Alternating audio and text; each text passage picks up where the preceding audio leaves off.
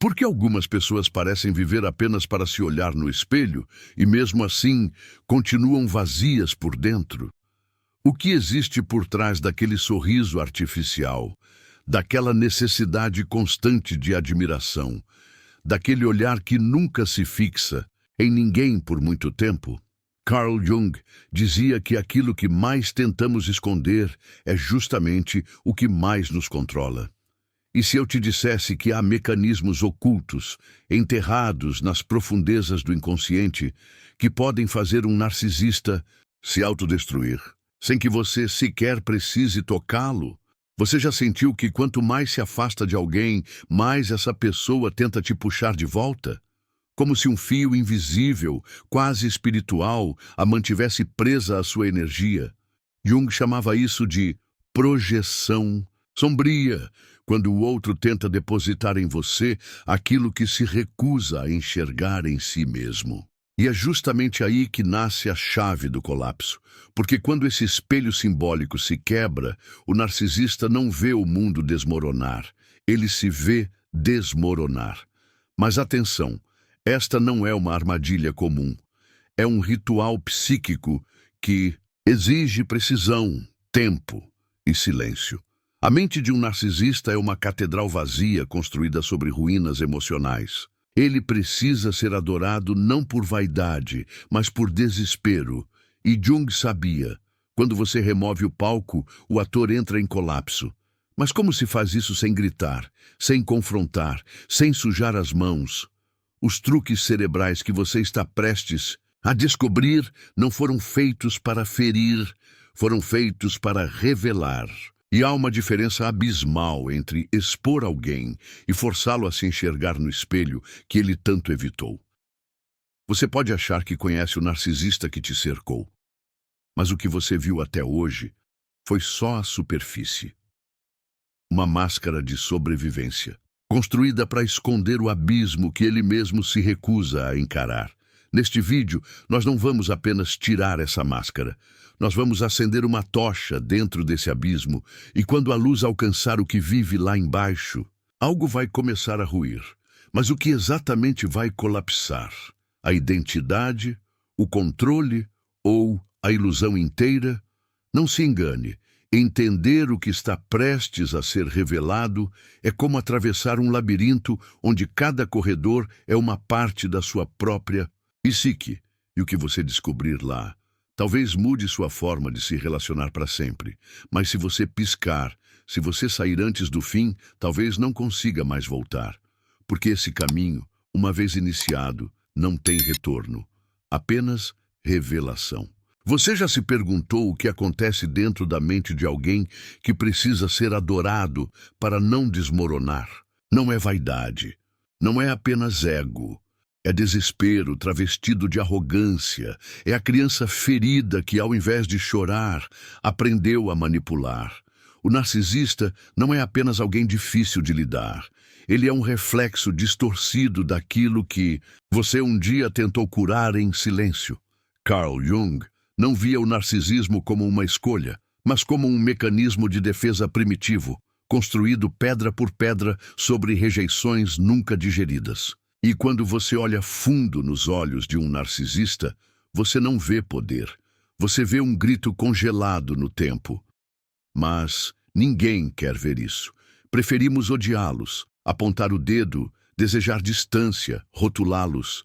É mais fácil do que admitir que muitas vezes os deixamos entrar, que os alimentamos, que os justificamos com frases como "ele teve uma infância difícil" ou "talvez mude com amor".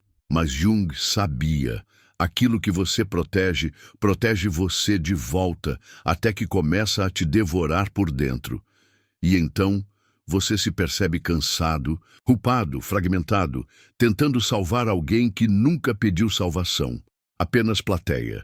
É aqui que começa o jogo invisível, porque quanto mais você tenta ser luz para quem habita a sombra, mais escuro se torna o caminho.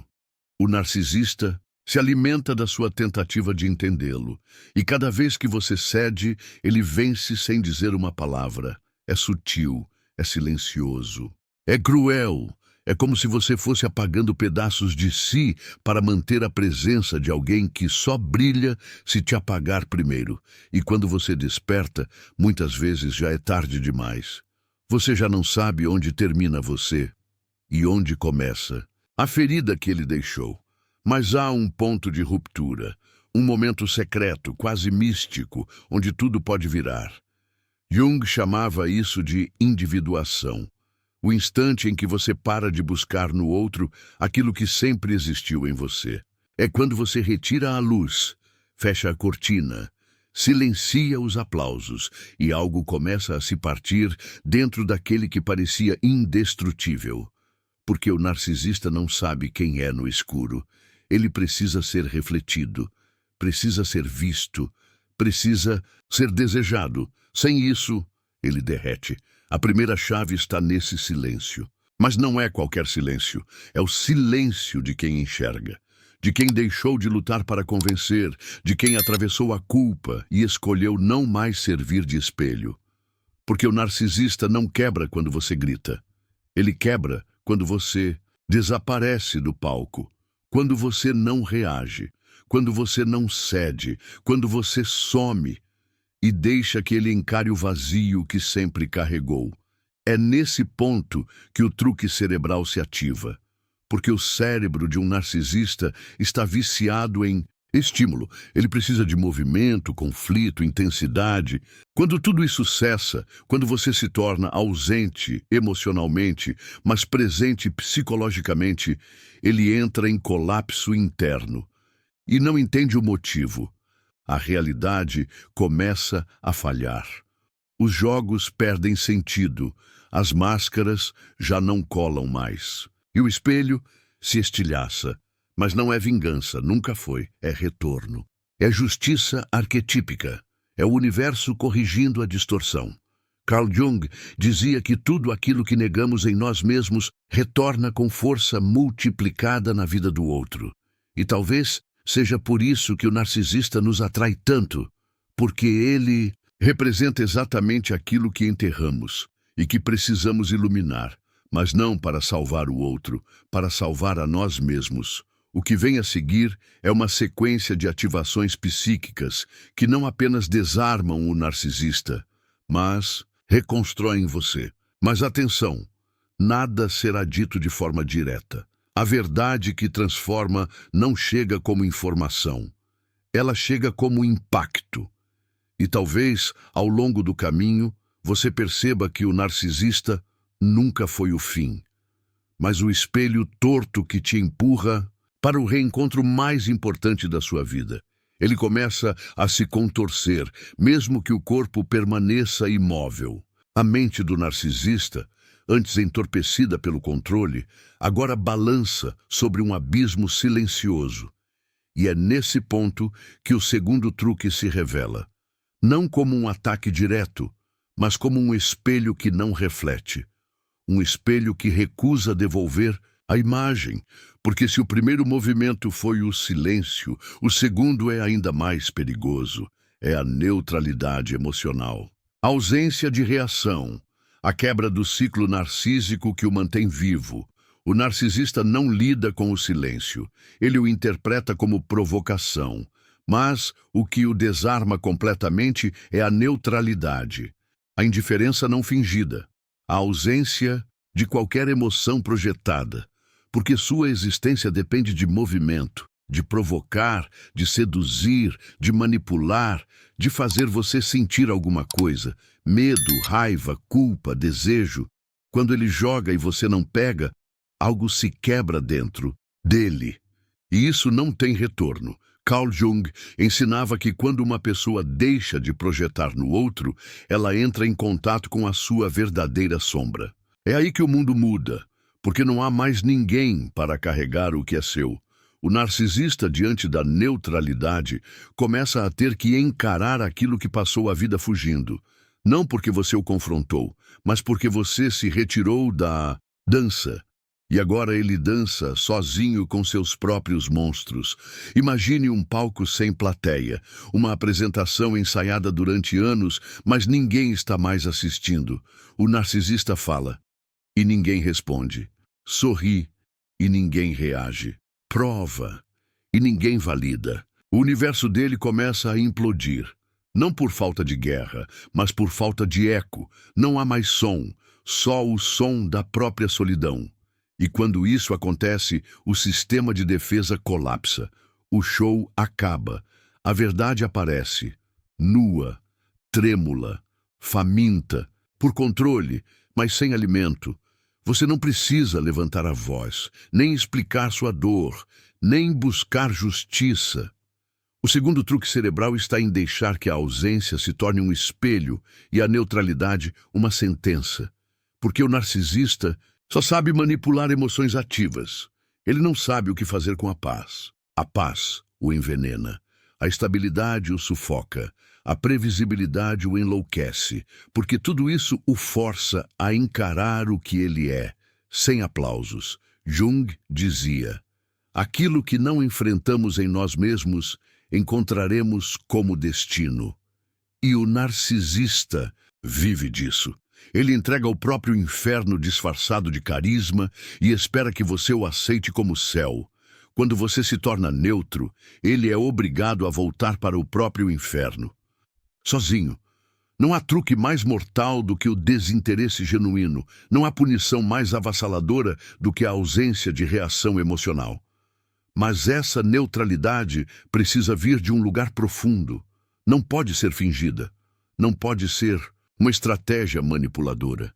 Ela precisa ser uma consequência da sua cura, do seu retorno para si mesmo. Porque quando você volta a habitar seu próprio corpo, o narcisista perde a chave. Ele não entra mais. Ele pode gritar, chorar, prometer, seduzir, ameaçar, mas a porta já não responde, e essa sensação de impotência o enlouquece. O segundo truque não é uma arma, é um espelho opaco. Ele olha e não vê mais o reflexo de sua superioridade. Não vê mais admiração, nem medo, nem dúvida. Vê um vazio, e nesse vazio se vê, pela primeira vez. E isso o destrói por dentro, porque o que ele vê não é força. É desespero, é abandono, é um eu fragmentado tentando sobreviver onde não há mais plateia, onde ninguém mais participa do jogo. E talvez você sinta culpa. É natural, porque há um resquício seu que ainda acredita que pode salvá-lo. Que se você der mais uma chance, talvez tudo se resolva. Mas esse impulso é a própria armadilha. O narcisista sente isso. Fareja essa hesitação. E cada vez que você tenta voltar, ele se reconstrói com uma versão ainda mais venenosa de si. Jung alertava: não segure o que quer partir e não insista em curar quem lucra com a própria doença. Você pode estar vivendo isso agora.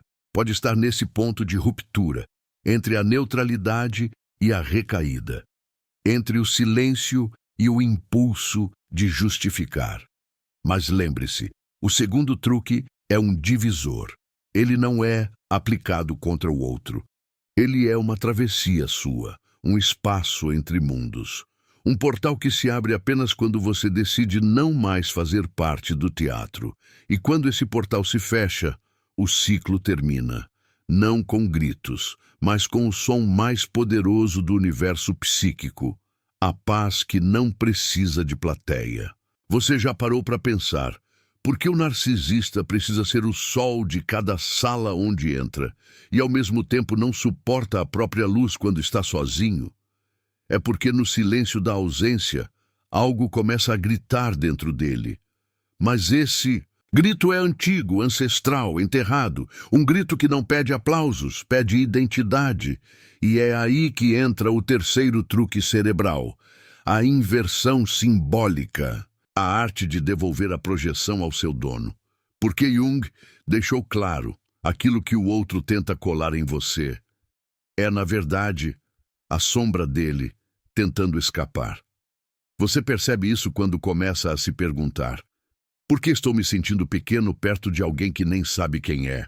Por que me culpo por dores que não nasceram em mim? Por que me diminuo toda vez que essa pessoa entra na sala?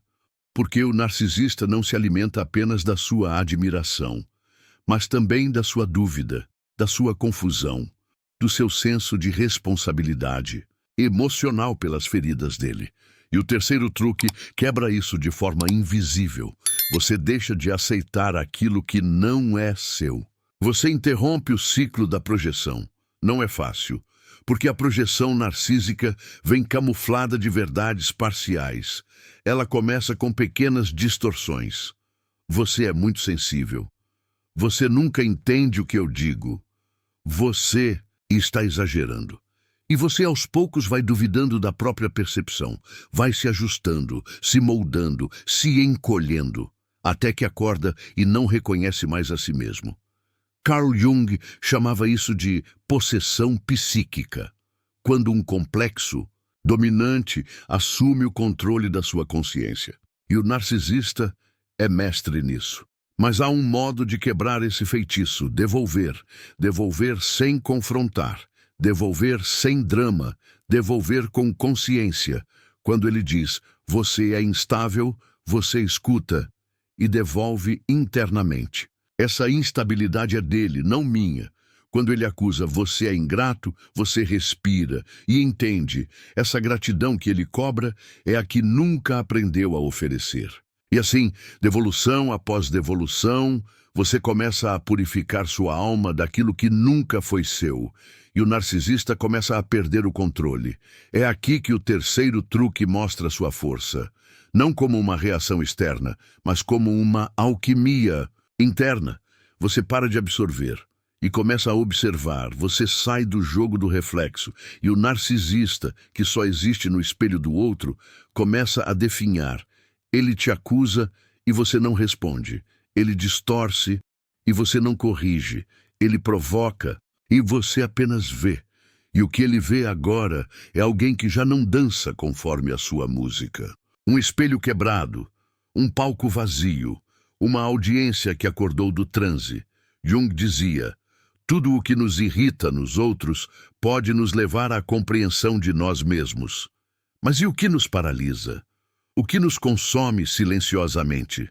O que nos faz duvidar do próprio valor ao lado de alguém que não ama ninguém além de si?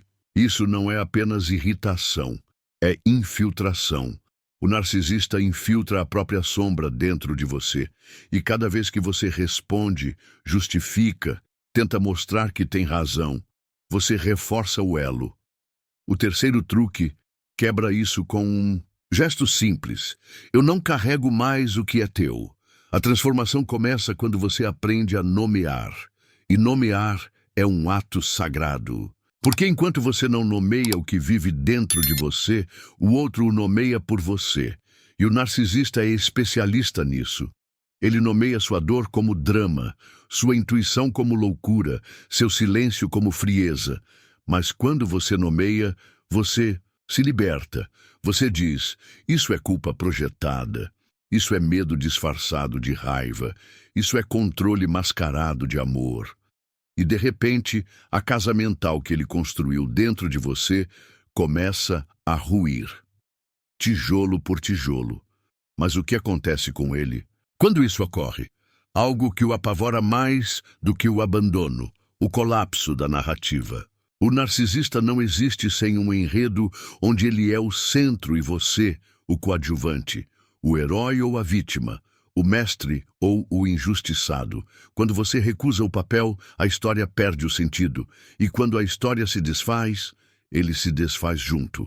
Porque ele nunca foi inteiro, ele era personagem. E agora, não há mais cena.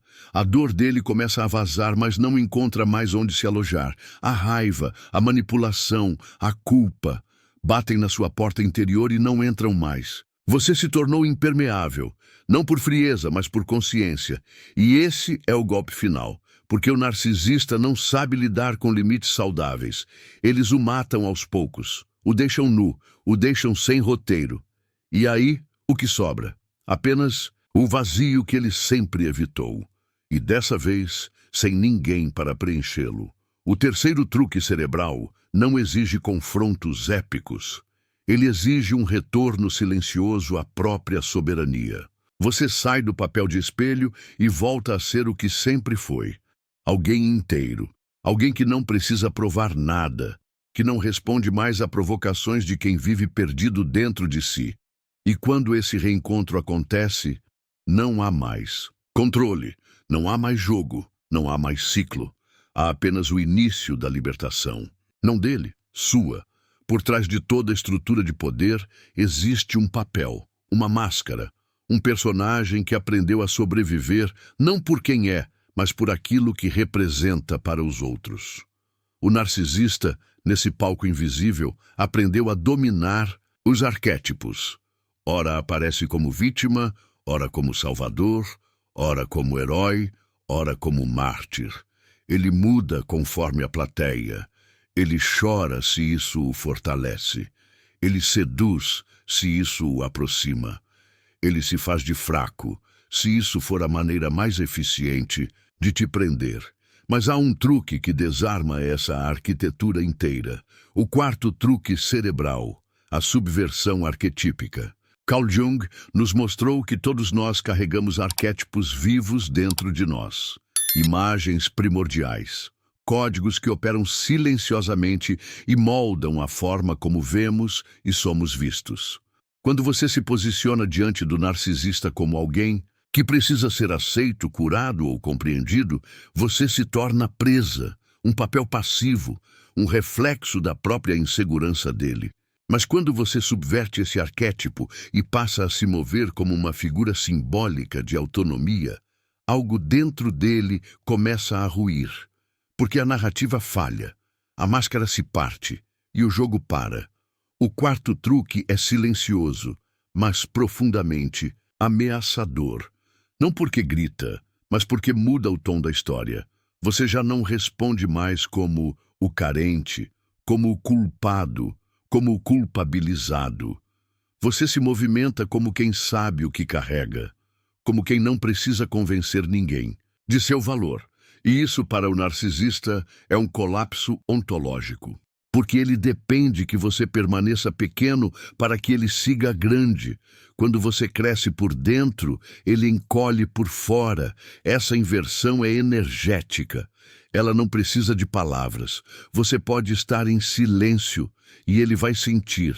Você pode estar sorrindo e ele vai se incomodar. Porque não é o que você diz, é o que você vibra. E Jung dizia que a individuação, o processo de se tornar quem realmente se é, provoca rupturas profundas nos vínculos baseados em ilusão. O narcisista vive da ilusão do domínio. E quando você se torna autônomo, quando para de girar em torno dele, ele começa a se perder no próprio eixo. Mas atenção, essa mudança não é teatral, não é uma performance de força, não é se fingir poderoso, é se tornar íntegro, é colapsar a própria necessidade de validação, é deixar de se moldar para agradar, de falar mais baixo para não provocar, de pedir desculpas por respirar diferente.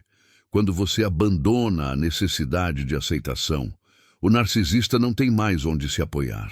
Ele escorrega, ele surta, porque o seu novo papel já não o contempla mais. Esse é o quarto truque cerebral, a subversão da dinâmica arquetípica. Você deixa de ser o refém emocional e se posiciona como o guardião da própria alma. Isso muda tudo, porque o narcisista não sabe como manipular quem não busca mais ser amado a qualquer custo. Ele tenta provocar e você não responde. Ele tenta culpar e você não se move. Ele tenta se fazer de vítima e você apenas observa.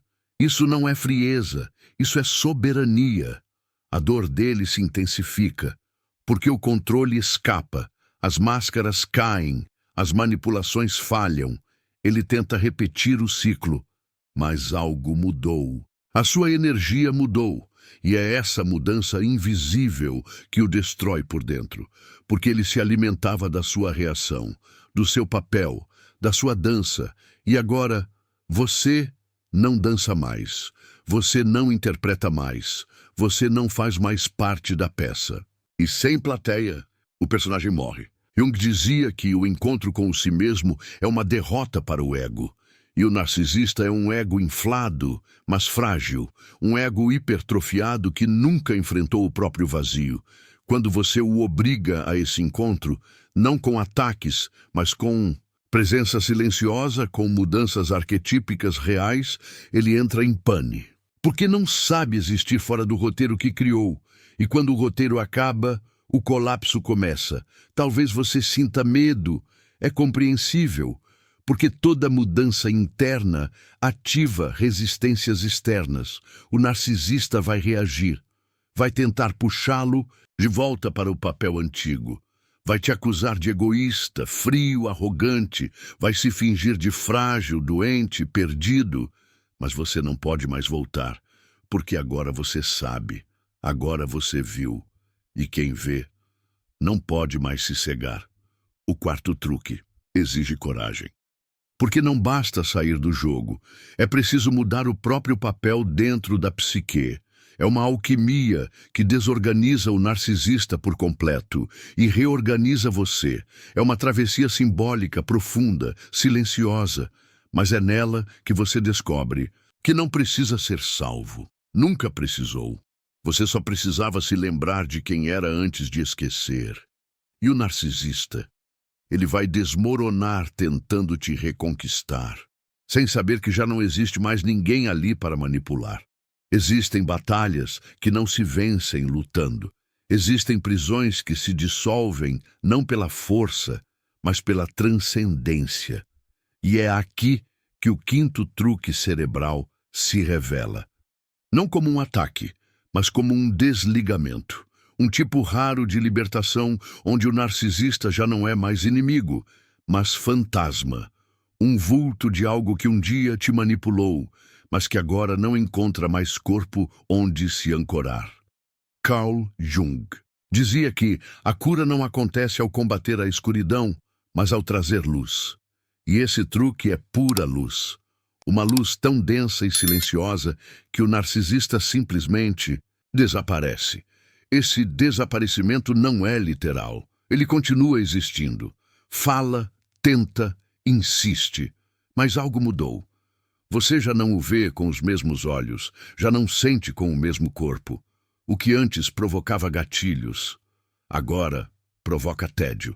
O que antes te prendia em ciclos, agora escorrega da sua consciência como poeira sem peso. E isso, para o narcisista, é uma morte lenta, porque o quinto truque não o destrói, apenas o torna irrelevante. E essa irrelevância é o colapso definitivo de tudo o que ele construiu. Até aqui, você silenciou, se retirou, devolveu, subverteu. Mas esse último truque é a renúncia. Renunciar não é fugir, não é desistir. É aceitar que certas batalhas só existem porque você ainda está lá. E quando você sai, realmente sai de dentro, não há mais guerra, não há mais reação. Não há mais vínculo psíquico. O narcisista tenta tudo, mas encontra um novo tipo de ausência, aquela que não espera mais nada, que não quer mais nada, que não precisa mais nada.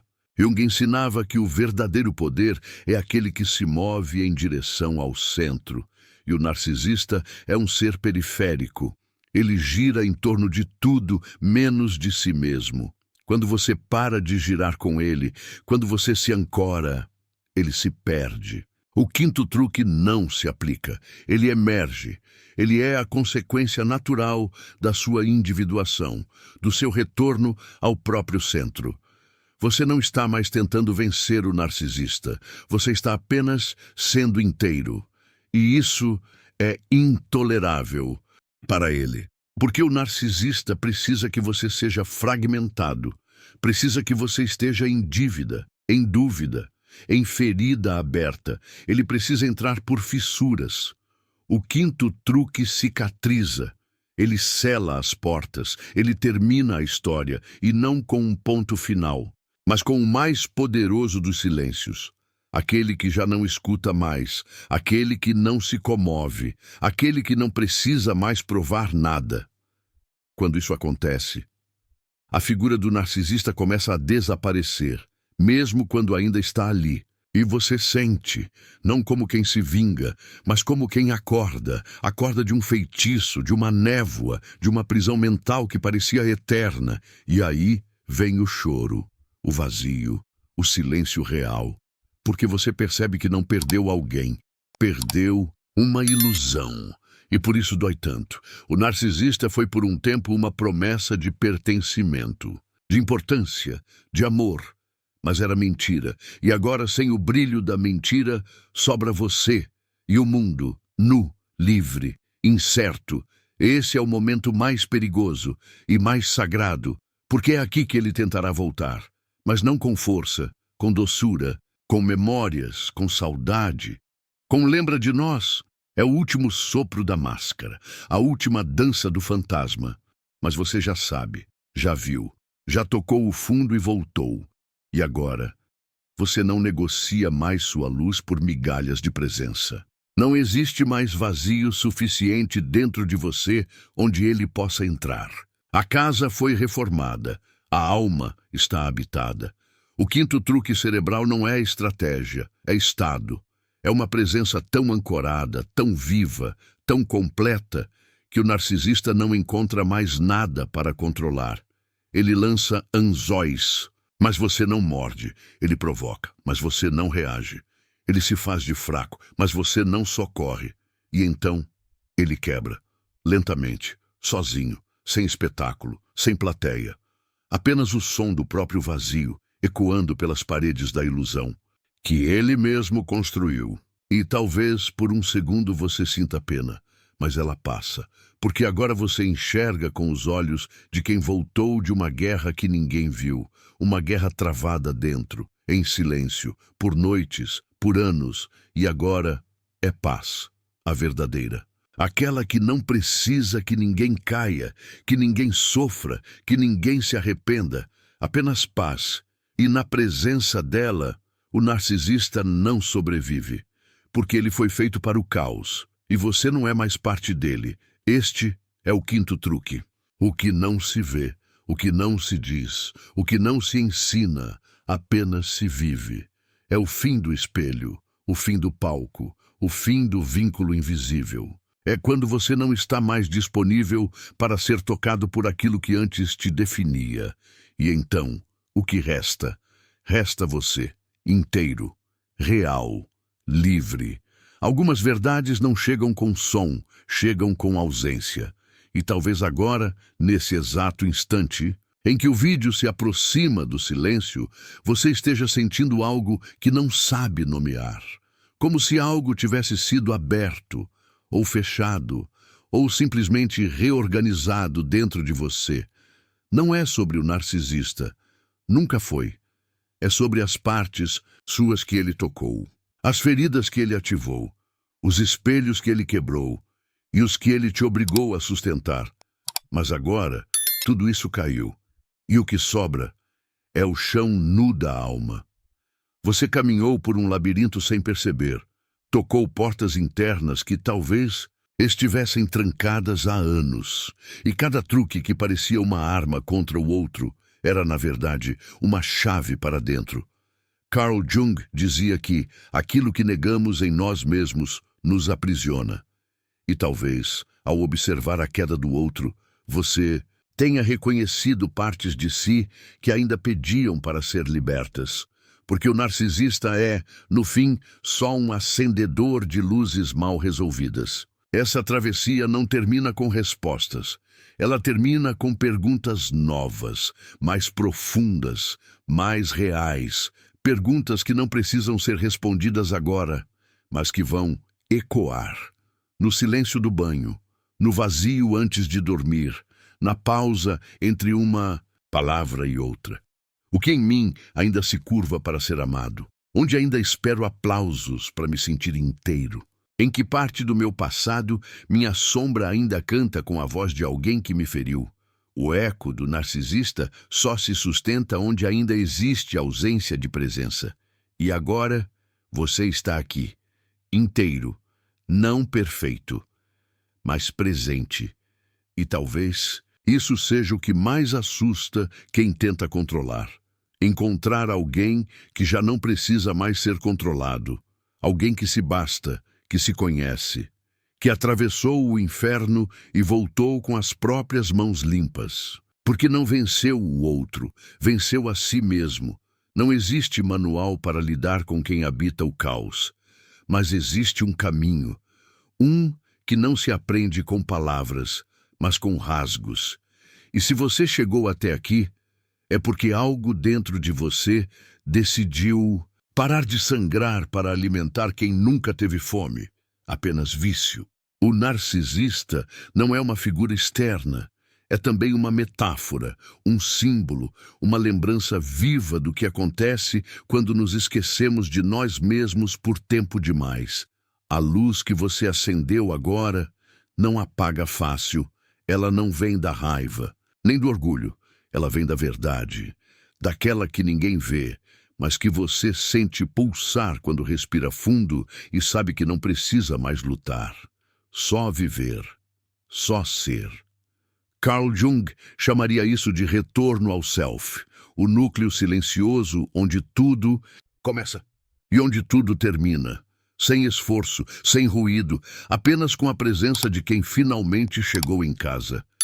Deixe isso morar em você, não como teoria, mas como sensação, como memória corporal, como pulsação nova que ainda não tem nome, mas já tem espaço. E quando sentir que vai cair de novo, lembre-se, cair não é fracassar. É só um convite da alma para você voltar ao centro, onde o outro já não te define, onde a sua história começa a ser escrita com a sua própria caligrafia. Não se apresse para entender tudo. Algumas sementes crescem no escuro. Algumas respostas precisam do silêncio para florescer. Volte aqui sempre que sentir que está perdendo o eixo. Porque esse vídeo não foi feito para ser assistido uma vez, foi feito para te acompanhar, como um espelho curador que não mostra um rosto, mas uma alma em processo. E se esse caminho tocou algo em você, compartilhe. Não por algoritmo, mas por compaixão. Talvez alguém que você nem conhece esteja agora se curvando para caber em um amor que só encolhe. Talvez um simples gesto seu seja o sopro que acende outra alma. Comente o que você sentiu. Curta se algo ressoou. Inscreva-se se quiser continuar, andando junto, porque a jornada não termina, ela apenas muda de forma. Às vezes, o maior ato de força é escolher não mais segurar o que te afunda,